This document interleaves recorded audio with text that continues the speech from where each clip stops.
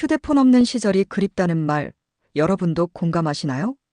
그때는 우연히 길에서 만나도 반가웠고, 약속 하나에도 진심이 담겨 있었습니다. 하지만 지금은 어떻습니까? 내가 먼저 연락하지 않으면 평생 다시는 연락하지 않는 사람이 있습니다. 처음에는 바쁘겠지, 힘들겠지 하며 이해하려 했습니다. 그러나 3번, 4번 반복되는 일십과 무시 앞에서 마음은 점점 무너져 내립니다. 먼저 연락하지 않는 사람과의 관계는 단순한 연락의 문제가 아닙니다. 내 인생의 시간과 에너지를 어디에 쓰고 있는지, 내 마음을 존중받고 있는지의 문제이기도 합니다. 첫 번째 이유는 인간은 필요에 의해 움직이는 존재이기 때문입니다. 상대가 나에게 얻을 게 있을 때만 연락을 한다면 그 관계는 이미 불균형 위에 서 있는 것입니다. 위로받고 싶을 때만, 무료함을 달래고 싶을 때만 연락하는 사람. 그들에게 나는 친구가 아니라 단순한 도구일 뿐이었습니다. 두 번째 이유는 노력의 균형이 무너졌을 때 관계는 더 이상 건강하지 않다는 것입니다. 내가 9번 먼저 연락해야 상대가 1번 응답한다면 그때 느끼는 서운함은 단순한 감정이 아니라 경고입니다. 진짜 소중한 인연이라면 이유를 설명하고 미안함을 표현하기 마련이죠. 그 작은 배려조차 없다면 이미 마음은 멀어진 것입니다. 세 번째 이유는 우리의 시간과 에너지가 한정되어 있기 때문입니다. 특히 나이가 들수록 하루하루가 더 소중합니다. 그런데 나를 힘들게 하는 관계에 계속 투자한다면 내 삶의 주인은 결국 내가 아니라 타인이 되고 맙니다. 우리는 누구와 함께 하느냐에 따라 삶의 빛깔이 달라집니다. 내 마음을 지켜주지 못하는 인연이라면 용기 있게 거리를 두는 것도 지혜입니다. 진정한 친구는 수가 많지 않아도 충분합니다. 때로는 한 명도 없어도 괜찮습니다.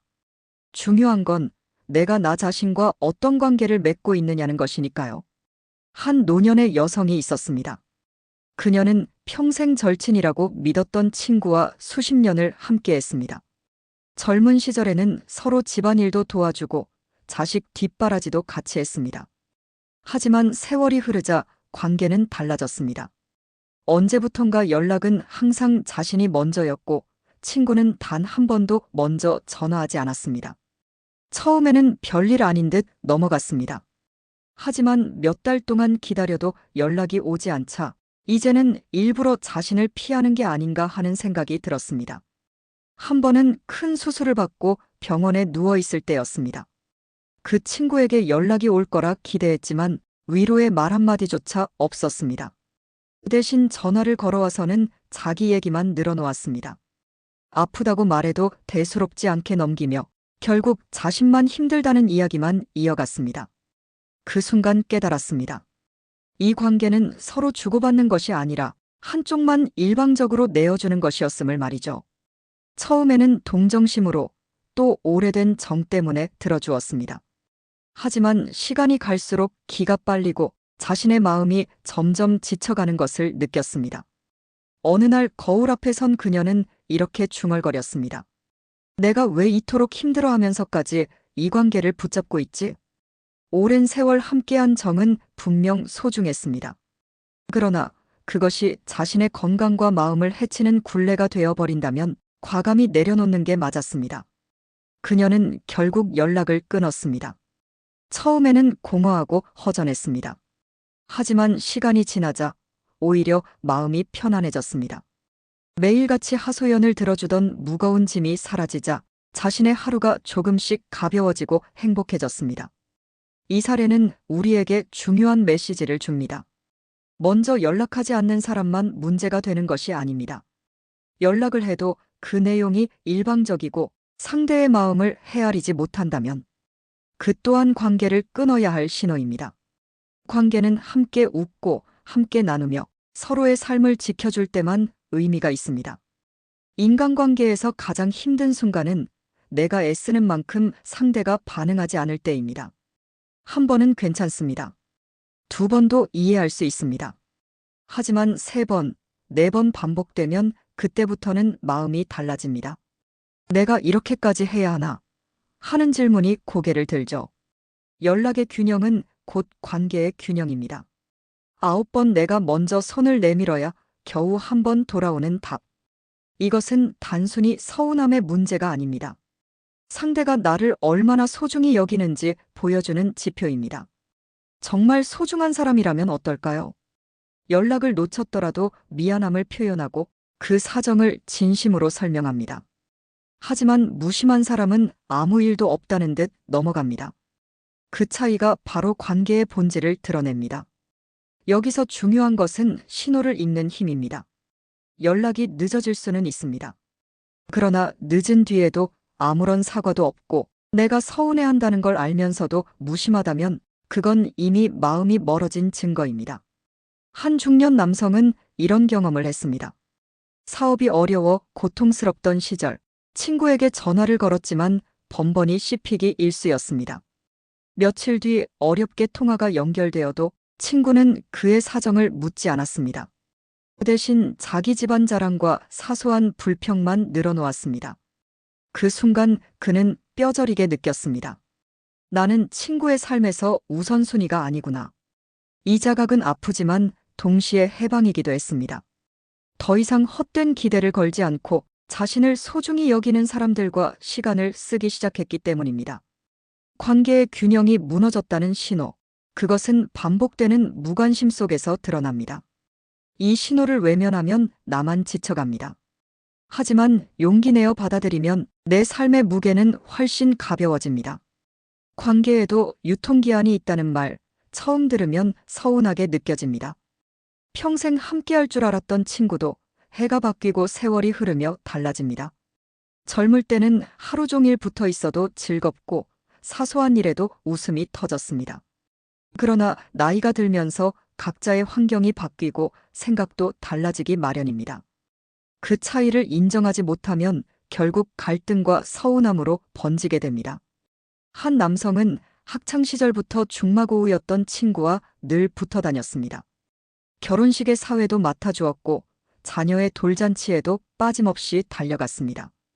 그러나 어느 날 본인이 큰 사고를 당해 병원에 누워 있을 때 그 친구는 단 한 번도 찾아오지 않았습니다.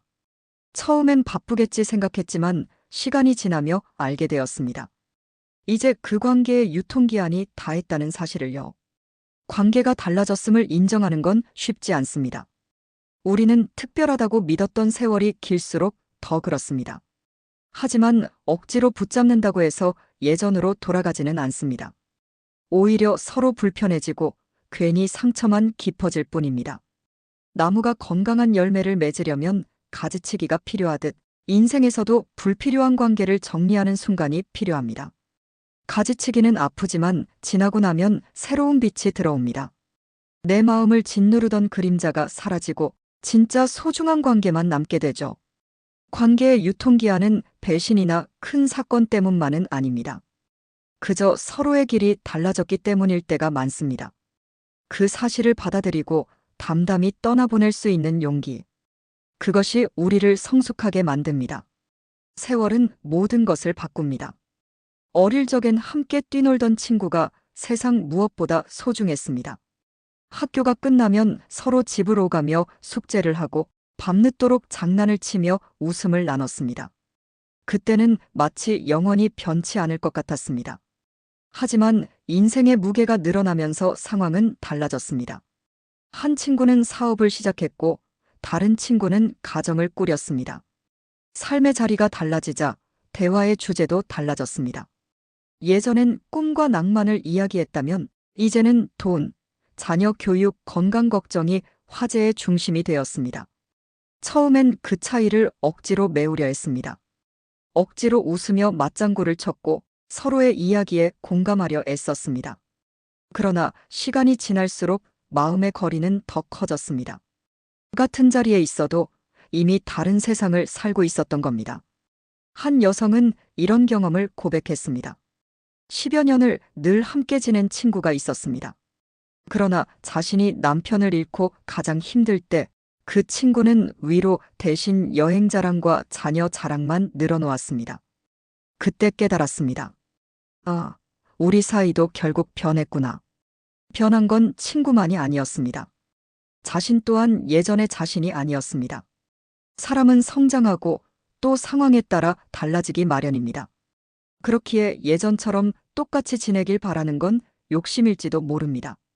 세월이 바꾸는 인연 앞에서 우리는 선택해야 합니다. 억지로 붙잡아 서로 상처를 남길 것인가, 아니면 담담히 흐름을 받아들이고 새로운 길을 걸을 것인가. 진정한 지혜는 후자에 있습니다. 변화를 인정할 때 오히려 관계는 더 편안해집니다. 우리는 친구라는 이름으로 수많은 것을 쏟아붓습니다. 밥 한 끼, 술 한 잔은 당연하고 때로는 돈을 빌려주거나 큰일을 도와주기도 합니다. 정성껏 챙기고 시간을 내어 함께하며 그것이 우정이라고 믿어왔습니다. 하지만 세월이 흐른 뒤 돌아보면 묘한 허무함이 남습니다. 정작 힘들 때 곁에 있어준 사람은 몇이나 될까요? 내가 베푼 마음과 시간은 어디로 간 걸까요? 어떤 이는 씁쓸히 고백했습니다. 그 돈 다 모았으면 집 한 채는 샀을 거야. 물론 친구와 함께한 추억은 값집니다. 그 순간의 웃음과 따뜻함을 돈으로 환산할 수는 없습니다. 하지만 문제는 내가 준 것에 비해 돌아오는 게 너무나 없을 때입니다. 내가 기댈 줄 알았던 사람에게 외면당했을 때 그 공허함은 돈보다 더 크게 다가옵니다. 한 노인은 젊은 시절 사교적이었습니다. 술자리를 마다하지 않았고 사람들을 위해 지갑을 여는데 주저함이 없었습니다. 그러나 노년이 되자 그의 곁엔 아무도 남지 않았습니다. 그가 아팠을 때 함께 병실을 지킨 이는 가족뿐이었습니다. 그는 말했습니다. 사람에게 쓴 돈은 결국 사라지더라. 남는 건 내가 지켜온 마음뿐이야. 이 말은 우리에게 깊은 울림을 줍니다. 돈과 정과 시간을 아무리 쏟아도 그것을 지켜줄 사람은 드뭅니다.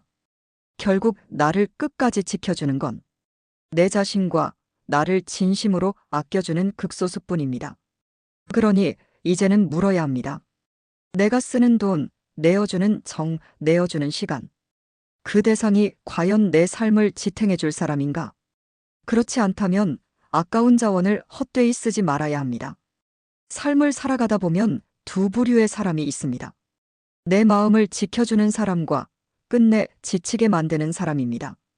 그 차이는 말 한마디, 태도 하나에서 분명하게 드러납니다. 내 마음을 지켜주는 사람은 많지 않습니다. 그들은 화려한 말을 하지 않아도 내가 힘들 때 곁을 지켜주는 묵직한 존재입니다. 작은 위로 한마디, 따뜻한 눈빛 하나로도 내가 혼자가 아니라는 확신을 줍니다. 반대로 지치게 하는 사람은 늘 내 마음을 무겁게 합니다. 대화를 나누어도 공감은 없고 항상 자기 이야기에만 몰두합니다. 내가 아프다고 해도 대수롭지 않게 넘기고 내 상황에는 관심이 없습니다. 그저 자신의 하소연, 자랑, 불평을 쏟아내는 데에만 급급합니다. 어느 노부부는 이런 경험을 했습니다. 늘 찾아오는 친구가 있었지만 그 친구는 만날 때마다 자기 문제만 털어놓았습니다. 처음엔 오랜 인연이라 들어주었지만 시간이 갈수록 두 사람은 병이 드는 듯 지쳐갔습니다. 결국 남편이 말했습니다. 이젠 그만 만나자. 우리의 건강이 더 소중하다. 이 일화가 보여주듯 관계는 단순히 오래됐다고 유지할 가치가 있는 게 아닙니다. 내 마음을 갉아먹는다면 그것은 오히려 독이 되는 관계입니다. 마음을 지켜주는 사람은 많지 않아도 충분합니다. 단 한 명이라도 진심으로 나를 위한다면 그것으로도 삶은 든든합니다. 반대로 수십 명이 곁에 있어도 늘 지치고 허무하다면 그 관계는 이미 의미를 잃은 것입니다. 이제는 구분해야 합니다. 나를 살리는 관계인가 아니면 소모시키는 관계인가. 그 구분이야말로 나를 지키는 첫걸음입니다. 관계를 정리한다는 말은 차갑게 들립니다. 하지만 때로는 그것이야말로 우리 삶을 지켜내는 길입니다. 손에 쥔 것을 내려놓아야 새로운 것을 잡을 수 있듯 불필요한 관계를 정리해야 마음에 공간이 생깁니다. 한 중년 여성은 늘 연락을 이어가는 몇몇 지인 때문에 힘들어했습니다. 전화가 오면 두세 시간씩 하소연을 들어주어야 했고 만나고 나면 피곤함만 남았습니다. 결국 어느 날 그녀는 결심했습니다. 더 이상 이 관계에 내 삶을 빼앗기지 않겠다. 그녀가 하나둘 연락을 줄이자 처음에는 허전함이 몰려왔습니다. 하지만 시간이 지나자 놀라운 변화가 찾아왔습니다. 머릿속이 맑아지고 자신의 취미와 건강을 돌볼 시간이 생겼습니다. 그동안 놓쳤던 소소한 즐거움이 되살아났습니다. 자유는 멀리 있지 않았습니다. 관계의 굴레에서 벗어나자 그녀는 비로소 스스로의 삶을 되찾을 수 있었습니다. 예전엔 거절하면 미안할까 걱정했지만 막상 끊고 나니 오히려 홀가분했습니다. 관계를 정리한다는 건 증오나 미움이 아닙니다. 그저 내 삶을 더 건강하게 만들겠다는 선택입니다. 어떤 이는 말합니다. 외로움보다 괴로움이 더 힘들다. 억지로 이어가는 괴로운 관계는 결국 나를 병들게 할 뿐입니다.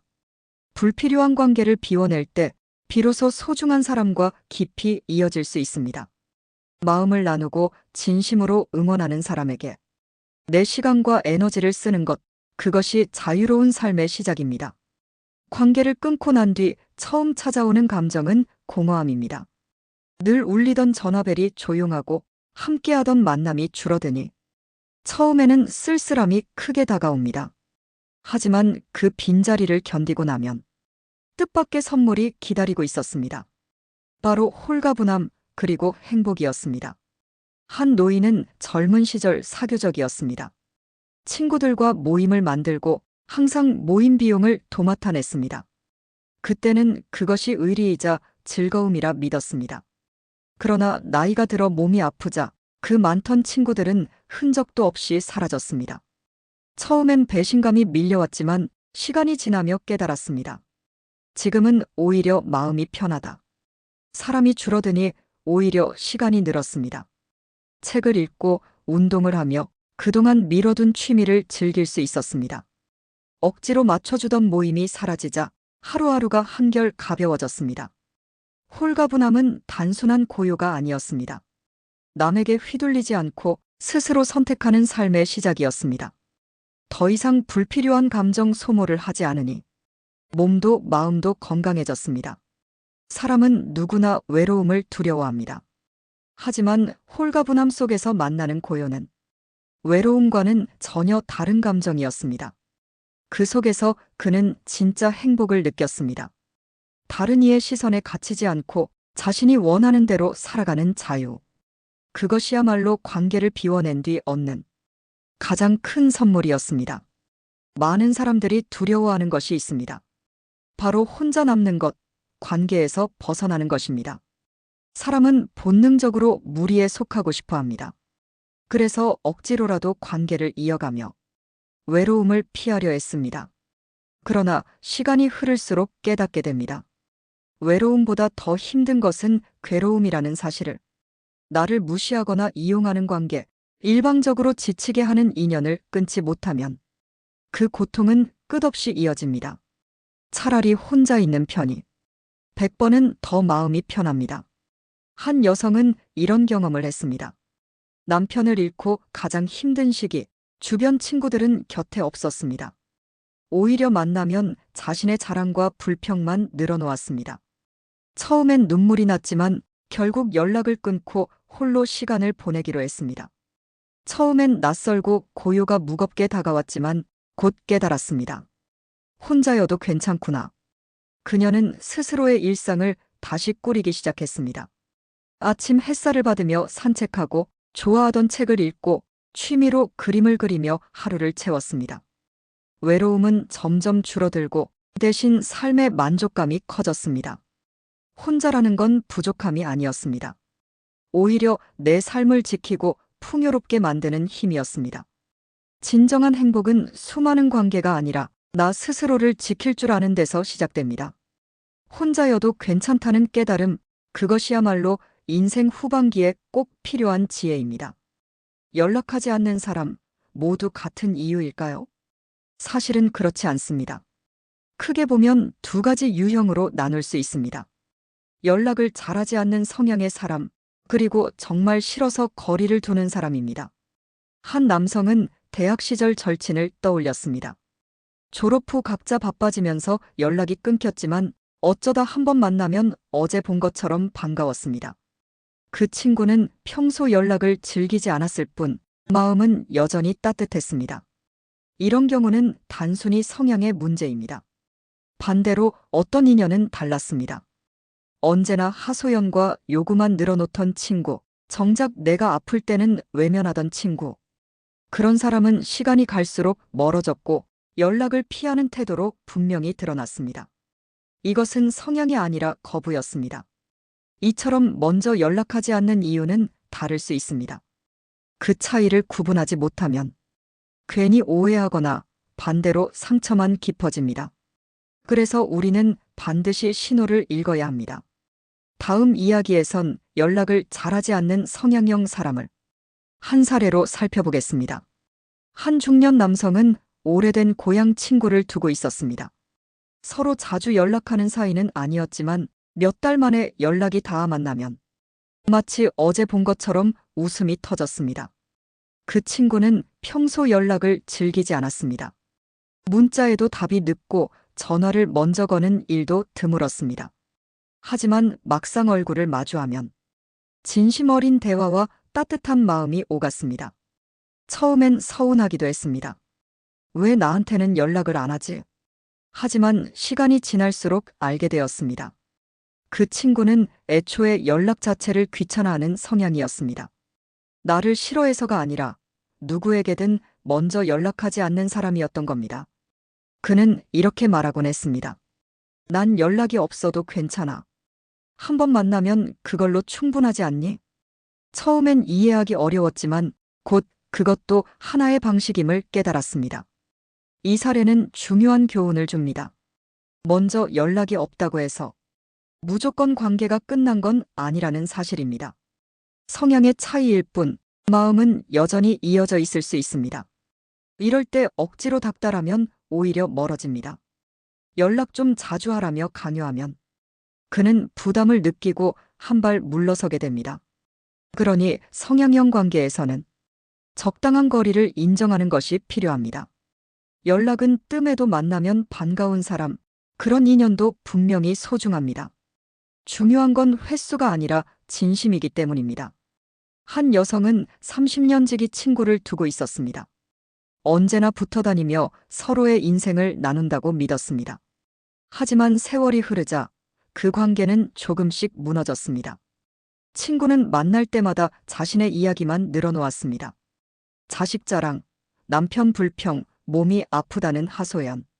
정작 그녀가 힘들 때에는 위로 한마디 없었습니다. 결정적인 순간은 병원에 입원했을 때였습니다.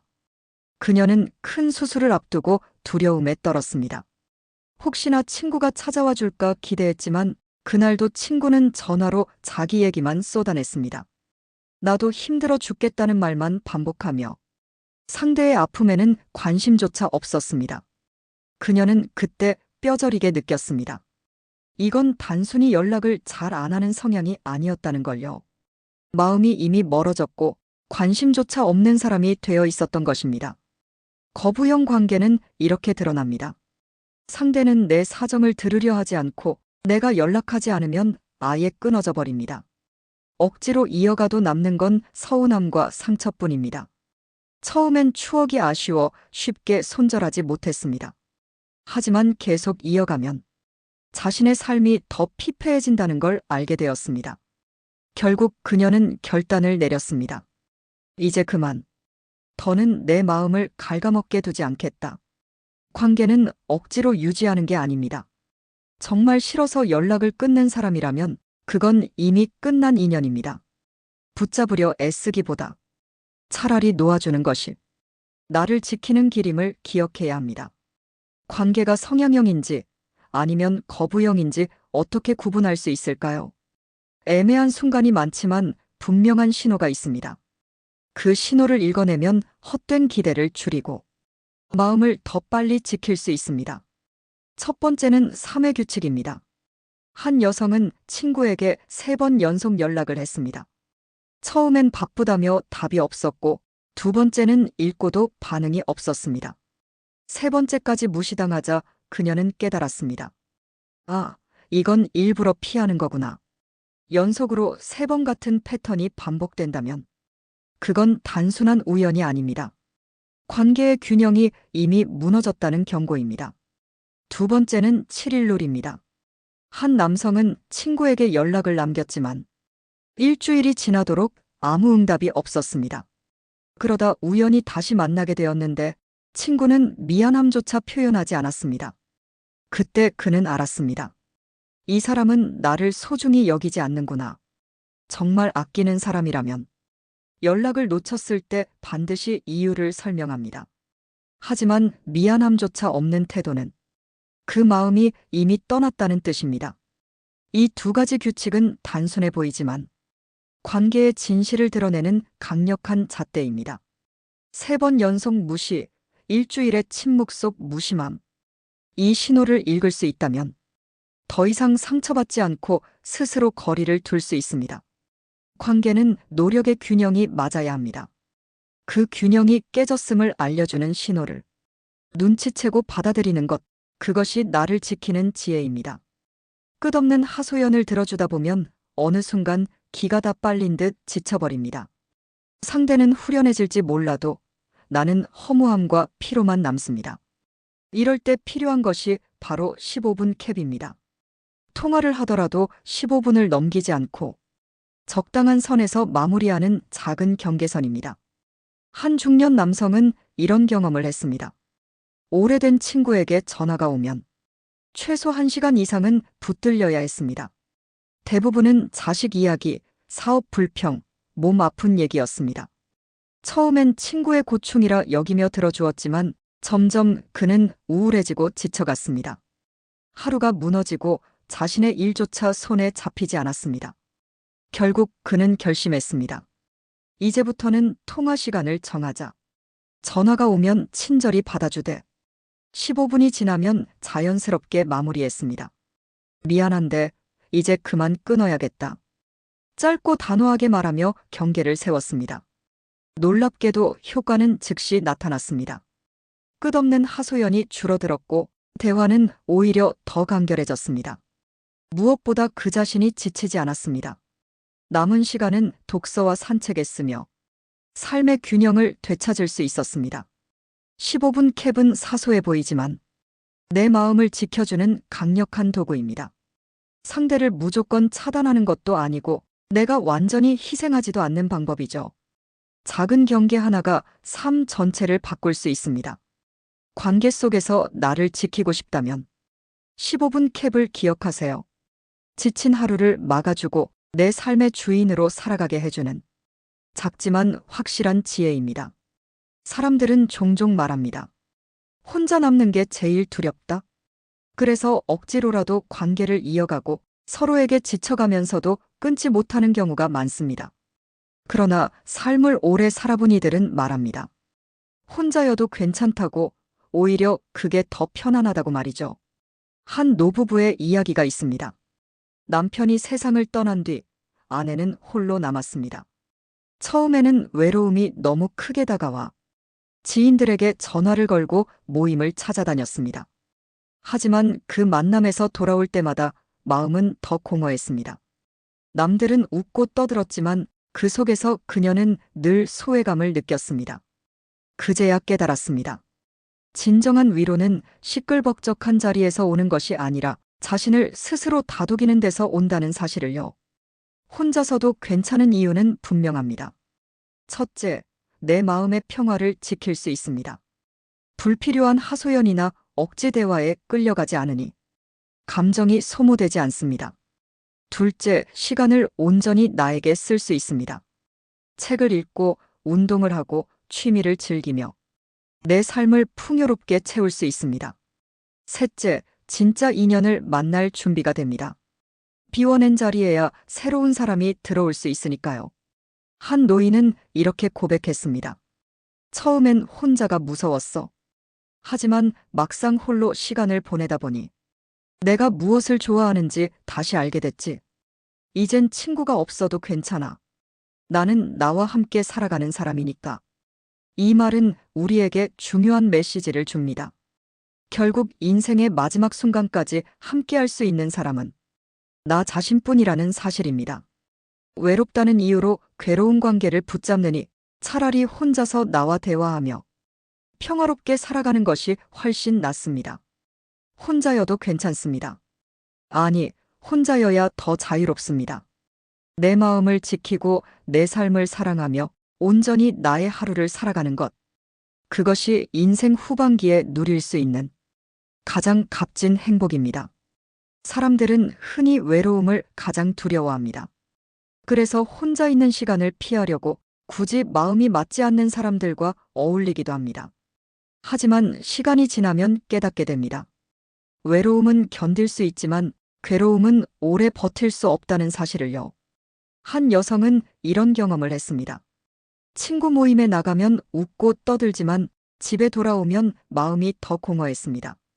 대화는 대부분 서로의 자랑과 비교였고 때로는 은근한 경쟁심과 시기심이 스며 있었습니다.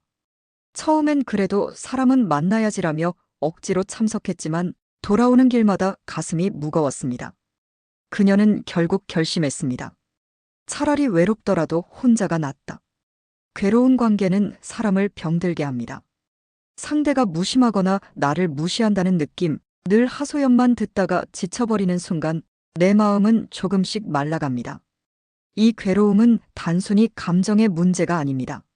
수면을 방해하고 건강까지 해칩니다. 외로움은 시간이 지나면 새로운 길로 채워지지만 괴로움은 쌓일수록 상처만 깊어집니다. 한 노인은 이렇게 말했습니다. 나는 친구와 있으면 늘 힘들었어. 차라리 혼자 산책하고 혼자 밥 먹는 게 훨씬 좋더라. 외로움은 나를 해치지 않지만 괴로움은 내 영혼을 갉아먹더라. 이 고백은 단순한 감상이 아닙니다. 우리가 관계를 맺을 때 반드시 기억해야 할 진리입니다.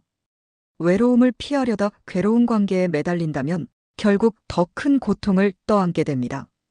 외로움은 스스로 다스릴 수 있습니다. 책 한 권, 음악 한 곡, 햇살 아래의 산책. 이 작은 것들이 외로움을 달래줍니다. 그러나 괴로운 관계는 내가 아무리 애써도 상대의 태도가 변하지 않는 한 끝나지 않습니다. 그러니 선택해야 합니다. 외로움과 괴로움 중 어느 쪽을 감당할 것인가? 정답은 분명합니다. 잠시의 외로움은 견디고 극복할 수 있지만 끝없는 괴로움은 내 삶을 무너뜨립니다. 괴로움보다 외로움이 낫습니다. 그것이 평온한 삶으로 가는 지름길입니다. 우리는 평생 수많은 사람과 연락하며 살아갑니다. 하지만 정작 가장 중요한 사람과는 자주 연락하지 못합니다. 그 사람은 바로 나 자신입니다. 외로움을 달래려 타인에게 기대지만 정작 내 마음은 외면한 채 살아가곤 합니다. 그러나 진정한 평화는 타인과의 대화가 아니라 나와의 대화에서 비롯됩니다. 한 중년 남성은 은퇴 후 깊은 허무감을 느꼈습니다. 매일같이 친구들에게 전화를 걸고 술자리를 찾았지만 돌아오면 늘 허전했습니다. 그러던 어느 날 그는 일기를 쓰기 시작했습니다. 처음엔 몇 줄 남기기도 힘들었지만 조금씩 자기 마음을 적어 내려가자 묘한 위로가 찾아왔습니다. 내가 나에게 이렇게 많은 말을 하고 싶었구나. 마음의 연락은 특별한 기술이 필요하지 않습니다.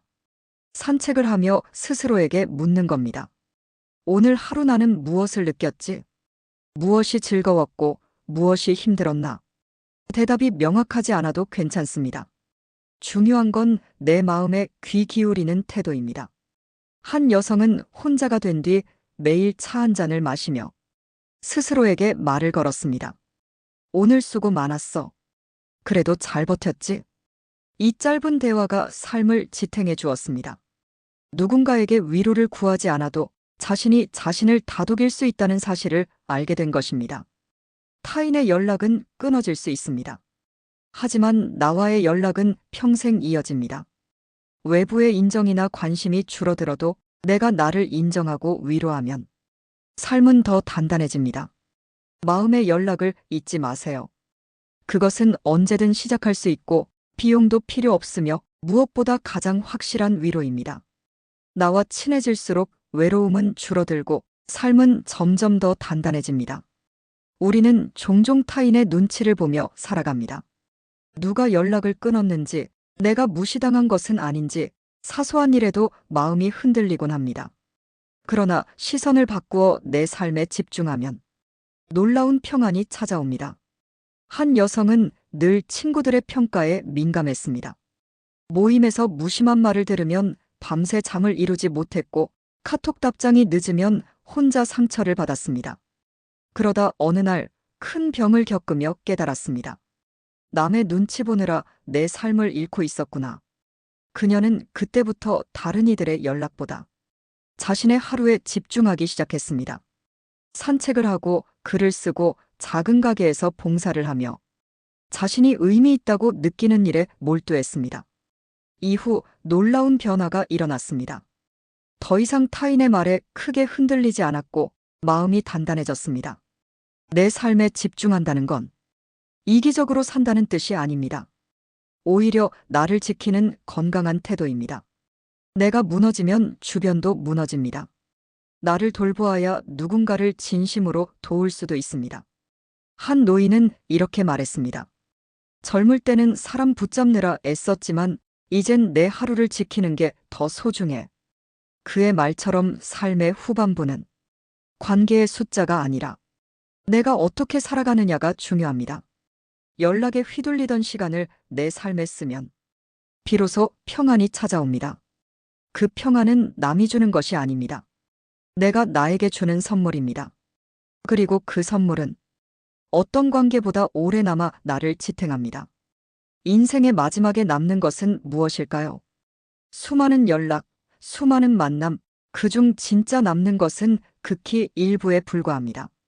결국 끝까지 함께하는 사람은 드뭅니다. 그래서 우리는 늦기 전에 배워야 합니다. 내 삶의 주인이 되는 지혜를 말입니다. 한 노인은 젊은 시절 관계 때문에 늘 마음이 흔들렸습니다. 누가 전화를 받지 않으면 서운했고 모임에서 빠지면 버림받는 기분이 들었습니다.